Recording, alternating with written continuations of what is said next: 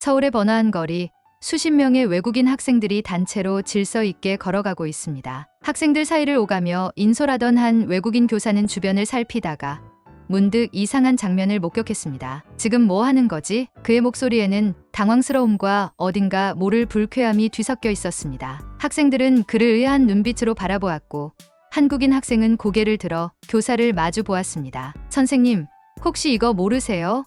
교사는 얼어붙었습니다. 과연 외국인 교사에게 무슨 일이 있었던 걸까요? 지금부터 알아보겠습니다. 잠시만요. 1초 만에 누를 수 있는 구독, 좋아요 부탁드립니다. 안녕하세요. 저는 장 마르크입니다. 프랑스에서 역사와 문화를 가르치는 고등학교 교사로 일하고 있습니다. 학생들에게 세계 여러 나라의 역사를 가르치는 것이 제 역할이지만 정작 저는 유럽을 벗어난 곳을 직접 경험해 본 적이 거의 없습니다. 특히 아시아는 한 번도 가본 적이 없었기에 늘 궁금증이 있었습니다. 책으로만 배우던 한국이라는 나라를 실제로 경험해 볼 기회가 있을까 싶었죠. 그런데 그런 저에게 특별한 기회가 찾아왔습니다. 장, 너 한국에 가본 적 있어? 학교 동료이자 동아시아 역사를 연구하는 피에르가 어느 날 점심시간에 물었습니다. 그는 몇 년 전 한국에서 교환 교수로 머물렀던 경험이 있었습니다. 아니, 가보고 싶다는 생각은 했지만 기회가 없었어. 그러자 피에르는 웃으며 말했습니다. 그럼 이번에 학생들과 함께 가보는 건 어때? 그의 말에 처음엔 당황했습니다. 프랑스 고등학교에서 해외 수학여행을 추진하는 것은 쉬운 일이 아니기 때문입니다.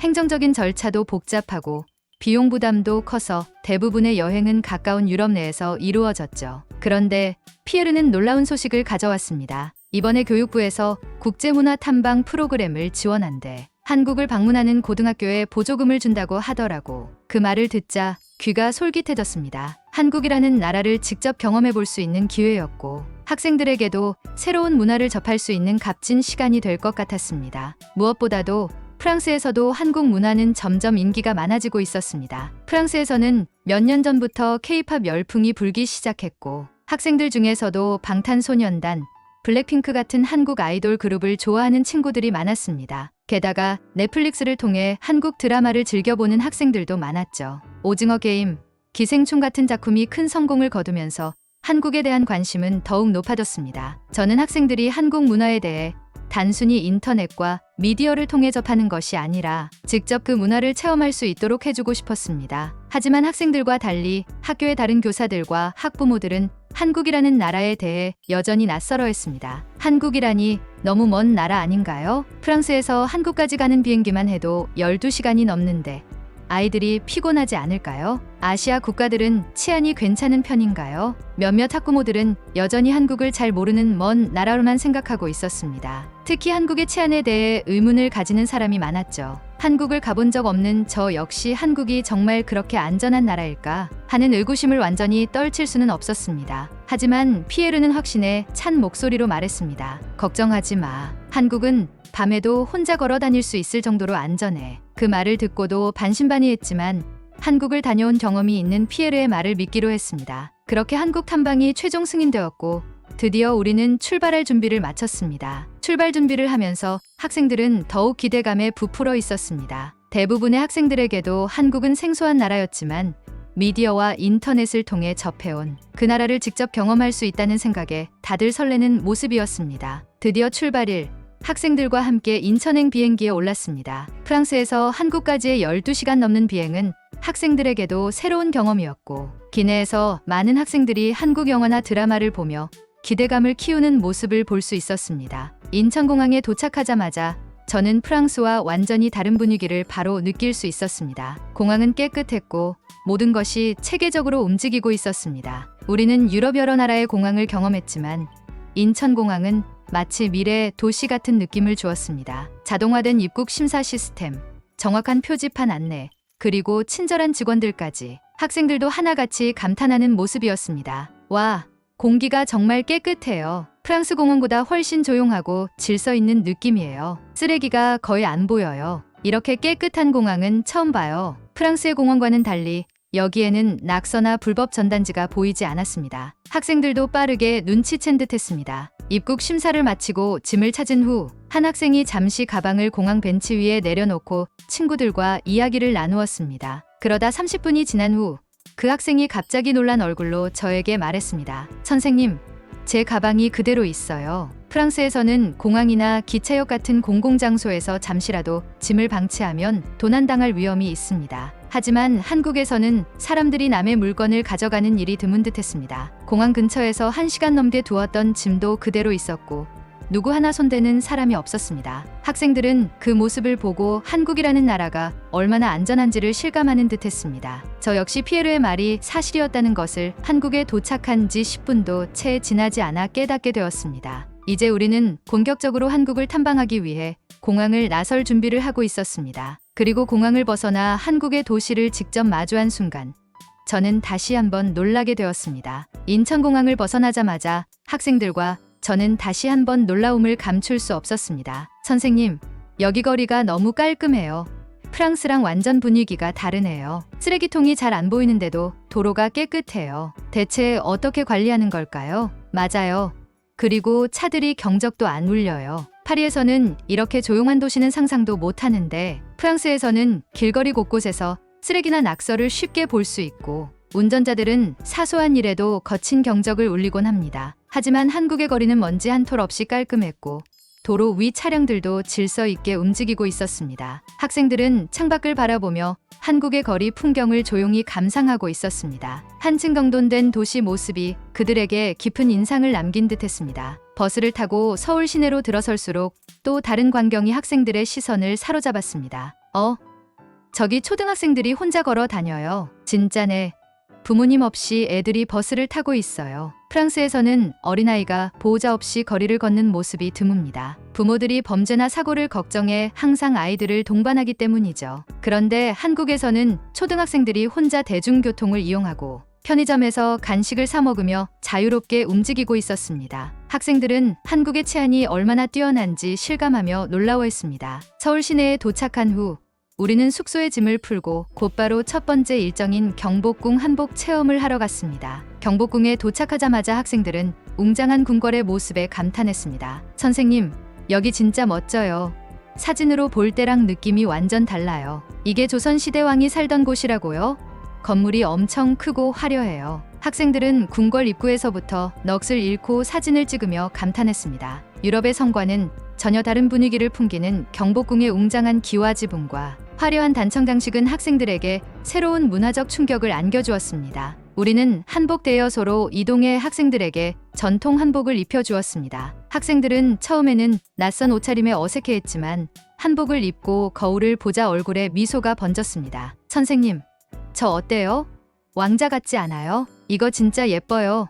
프랑스에서 한 번도 이런 옷 입어본 적 없어요. 그때 가게 주인께서 블루투스 이어폰을 건네주었습니다. 이거 가져가세요. 이어폰을 끼면 경복궁 곳곳을 걸을 때 자동으로 오디오 가이드가 나와요. 학생들은 신기한 듯 이어폰을 귀에 꽂았습니다. 블루투스 기술을 활용해 경복궁 곳곳에 설치된 송신기가 가까워지면 자동으로 오디오 설명이 나오게 되어 있었습니다. 우리가 정문인 광화문을 지나자 이어폰에서 부드러운 여성의 목소리가 흘러나왔습니다. 경복궁에 오신 것을 환영합니다. 지금 여러분이 서 있는 곳은 조선 왕조의 중심 궁궐인 경복궁입니다. 1395년 태조 이성계에 의해 창건된 이곳은 조선의 정치, 문화, 외교의 중심지였으며 한국 역사에서 중요한 의미를 가지고 있습니다. 학생들은 마치 개인 가이드를 고용한 것처럼 편안하게 설명을 들으며 궁궐을 둘러보았습니다. 근정전 앞에 가까워지자 다시 한번 이어폰에서 설명이 나왔습니다. 근정전은 왕이 신하들을 만나 정사를 논하던 공간입니다. 이곳은 조선시대 궁궐 중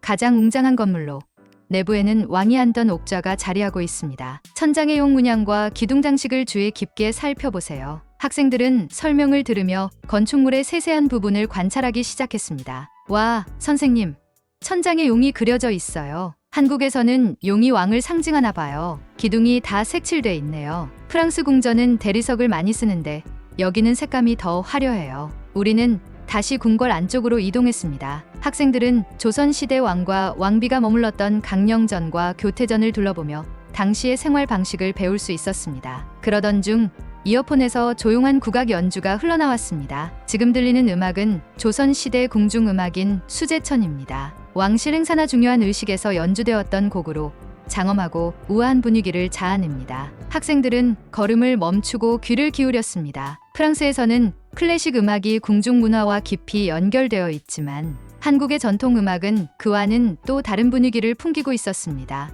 이 음악 진짜 고요하고 우아해요. 프랑스의 바로크 음악이랑은 분위기가 다르네요. 뭔가 영화 속 장면 같아요. 왕이 거닐던 정원을 상상하게 돼요. 마지막으로 향원정을 방문했을 때 이어폰에서는 한국의 대표적인 전통 민요인 아리랑이 흘러나왔습니다. 아리랑은 한국을 대표하는 전통 민요로 수백 년 동안 한국인들의 삶과 함께한 노래입니다. 유네스코 인류무형 문화유산으로도 지정되어 있으며 한국인들에게 깊은 감정을 불러일으키는 음악입니다. 학생들은 다소 생소한 멜로디였지만 듣다 보니 점점 익숙해지는 듯했습니다. 이 노래 뭔가 애절한 느낌이 있어요. 가사를 알아듣지 못해도 감정이 전해지는 것 같아요. 선생님, 한국인들은 이 노래를 들으면 고향 생각이 난다고 하던데 정말 그런 감정이 드는 것 같아요. 우리는 조용히 향원정 주변을 거닐며 아름다운 정원과 전통적인 풍경을 감상했습니다. 학생들은 단순한 관광이 아니라 한국의 역사와 문화를 오감으로 체험하는 듯한 느낌을 받았습니다. 경복궁에서의 체험을 마친 후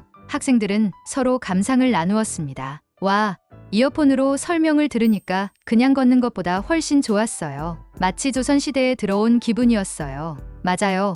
궁궐의 역사를 배울 수 있어서 좋았어요. 그리고 국악이랑 아리랑이 나올 때 진짜 감동적이었어요. 저 역시 한국이 전통 유산과 첨단 기술을 결합해 문화 체험을 더욱 풍부하게 만든 방식에 감탄했습니다. 이제 경복궁을 떠나 서울의 또 다른 모습을 보기 위해 이동할 시간이었습니다. 하지만 그곳에서도 우리는 또 한 번 한국의 놀라운 점을 발견하게 되었습니다. 경복궁을 떠난 우리는 저녁 식사를 위해 서울의 한 식당을 찾았습니다. 전통적인 분위기가 살아있는 바비큐 전문점이었고 학생들은 하루 종일 걸어 다녔던 터라 배가 많이 고픈 상태였습니다. 식당에 도착하자마자 학생들은 각자 메뉴판을 펼쳐 들고 음식을 골랐습니다. 선생님, 저는 김치찌개를 먹을래요. 저는 비빔밥이요. 저는 삼겹살을 시킬 건데 혼자 먹어도 되죠? 저는 순간 멈칫했습니다. 한국에서는 보통 여러 명이 함께 음식을 나눠 먹는 문화가 일반적이라는 것을 알고 있었지만 학생들은 그것을 전혀 몰랐습니다. 주문을 받으러 온 직원에게 학생들이 각자 따로 음식을 시키자 직원은 잠시 당황한 듯 보였습니다. 그리고는 다소 단호한 목소리로 말했습니다. 여기는 바비큐 전문점이라 고기는 2명 이상이 같이 시켜야 합니다. 학생들은 당황한 눈빛으로 저를 바라보았습니다. 왜요? 저는 혼자 삼겹살을 먹고 싶은데요. 저는 직원에게 정중하게 설명을 부탁했고 직원은 친절하게 답해 주었습니다. 한국에서는 바비큐 요리는 혼자 먹기보다는 여럿이 함께 즐기는 문화예요. 그래서 보통 2인분부터 주문을 받습니다. 학생들은 고개를 끄덕였지만 다소 어색해하는 눈치였습니다. 결국 우리는 삼겹살과 된장찌개, 각종 반찬을 함께 나눠 먹기로 했습니다. 그런데 또 하나 예상치 못한 일이 벌어졌습니다. 음식이 나오자 학생들은 각자 자신이 주문한 요리를 앞에 두고 먹을 준비를 했습니다. 그런데 종업원이 갑자기 여러 개의 작은 접시를 가져와 테이블 위에 놓고는 아무 말 없이 돌아갔습니다. 선생님, 이거 뭐예요? 저희가 시키지 않은 음식 같은데요. 계산서에도 없는 것 같아요. 학생들은 당황한 표정으로 저를 바라보았습니다. 프랑스에서는 식당에서 제공하는 음식은 모두 요금을 지불해야 하지만 한국에서는 반찬이 기본적으로 제공된다는 사실을 아직 몰랐던 것입니다. 저는 웃으며 설명해 주었습니다. 한국에서는 이런 반찬이 무료로 나와요. 부족하면 더 달라고 해도 되고요. 학생들은 깜짝 놀란 듯 반찬을 하나씩 집어 먹기 시작했습니다. 와, 이게 다 공짜라고요? 한국 사람들은 정말 인심이 좋네요. 프랑스에서는 빵 하나 더 달라고 해도 추가 요금을 내야 하는데 이렇게 학생들은 한국의 음식 문화가 함께 나누는 것에 초점이 맞춰져 있다는 걸 조금씩 이해하기 시작했습니다. 처음에는 각자 먹고 싶은 음식을 못 먹는다는 점에서 불편해했지만 다양한 음식을 나눠 먹을 수 있어 오히려 더 좋은 경험이 되었습니다. 마지막으로 계산을 하러 갔을 때 식당 주인은 밝은 미소를 지으며 물었습니다. 음식 맛있었어요? 처음 한국 음식 먹어봤죠? 학생들은 놀란 표정을 지었습니다. 처음에는 직원들이 다소 무뚝뚝해 보였지만 마지막에는 따뜻한 인사를 건네며 학생들의 경험을 궁금해하는 모습이 인상적이었습니다. 학생들은 저를 보며 속삭였습니다. 선생님, 한국 사람들은 처음엔 차가워 보이지만 사실 엄청 친절한 것 같아요. 저는 미소를 지으며 고개를 끄덕였습니다. 처음엔 다소 무뚝뚝해 보일 수도 있지만 알고 보면 정말 친절한 사람들이 많아요. 프랑스처럼 처음부터 밝게 인사하고 말을 거는 문화는 아니지만 조금만 경험해보면 그 속에 담긴 따뜻함을 느낄 수 있다는 것을 학생들도 깨닫게 된 듯했습니다. 식사를 마친 후 우리는 서울의 지하철을 타고 숙소로 이동하기로 했습니다. 지하철역에 도착하자 학생들은 다시 한번 놀라워했습니다. 선생님, 개찰구에 사람이 없어요. 그러게요. 다들 카드 찍고 그냥 지나가네요. 프랑스는 지하철역에 직원이 꼭 있는데 프랑스에서는 개찰구를 자동으로 운영하지만 무임승차를 막기 위해 근처에 검표 직원이나 보안 요원이 배치된 경우가 많습니다. 학생들은 자동 개찰구를 통과하면서도 지하철역에 경찰이나 보안 요원이 따로 서 있지 않다는 사실이 신기한 듯 했습니다. 승강장에 도착하자 전광판에는 다음 열차가 도착하는 시간이 정확히 표시되어 있었습니다. 와, 열차가 몇 분 후에 도착하는지 다 나오네요. 프랑스에서는 시간이 엉망이라서 한참을 기다려야 하는데 진짜 신기해요. 시간이 정확하게 맞아요. 지하철이 도착하고 학생들은 자연스럽게 줄을 서서 승차했습니다. 객실 내부는 깔끔했고 사람들은 조용히 휴대폰을 보거나 책을 읽고 있었습니다. 지하철 안이 엄청 깨끗해요. 맞아요. 그리고 무료 와이파이도 있네요. 이거 완전 편리한데요. 잠시 후 지하철이 다음 역에 도착하자 몇몇 학생들이 깜짝 놀란 표정을 지었습니다. 학생들이 가리킨 곳에는 몇 명의 승객들이 자리에서 일어나 어르신들에게 자리를 양보하는 모습이 보였습니다. 한국의 대중교통에서는 노약자석뿐만 아니라 일반석에서도 어르신들에게 자리를 양보하는 것이 자연스러운 문화였습니다. 아무도 시키지 않았는데도 다들 자연스럽게 일어나네요. 학생들은 한국인들의 배려심에 감동한 듯한 표정이었습니다. 숙소에 도착한 후 학생들은 오늘 하루 동안 경험했던 모든 일을 되돌아보며 이야기했습니다. 오늘 한국 문화에 대해 정말 많이 배웠어요. 혼자 밥을 먹기보다 함께 나눠 먹는 문화도 신기했고 지하철 시스템도 엄청 편리하고 깨끗했어요. 그리고 한국 사람들은 정말 예의가 바르네요. 자리 양보하는 모습이 너무 인상적이었어요. 저는 학생들이 단순한 관광이 아니라 문화를 직접 체험하며 배우고 있다는 사실이 기뻤습니다. 이번 여행은 그들에게 단순한 견학이 아니라 새로운 세계를 경험하고 이해하는 특별한 시간이 되고 있었습니다. 그리고 저 역시 이번 여행이 제 인생에서 가장 기억에 남을 경험이 될 것이라는 걸 깨닫고 있었습니다. 한국에서의 마지막 날이 밝았습니다. 아침에 숙소를 나서면서 학생들은 하나같이 아쉬운 표정을 짓고 있었습니다. 출국을 앞두고 있지만 모두가 한국에서의 경험을 조금 더 오래 간직하고 싶어 하는 듯했습니다. 선생님, 벌써 떠나야 한다니 믿기지 않아요. 이제 한국의 지하철도 익숙해졌고 한식도 너무 맛있어서 더 먹고 싶은데요. 마지막 일정으로 우리는 남산 서울타워에 올랐습니다. 서울 전경을 내려다보며 학생들은 조용히 한국에서의 며칠을 되돌아보는 듯했습니다. 파리에서 출발하기 전까지 학생들은 한국을 그저 K-팝과 한식을 즐길 수 있는 나라 정도로 생각했지만 이제는 그들의 시선이 완전히 달라져 있었습니다. 한국은 정말 안전한 나라예요. 밤늦게까지 길거리를 걸어 다녀도 아무 걱정이 없었어요. 맞아요. 프랑스에서는 가방을 항상 조심해야 하는데 여기서는 그런 생각을 한 번도 안 했어요. 그리고 지하철이 이렇게 깨끗하고 조용할 줄 몰랐어요.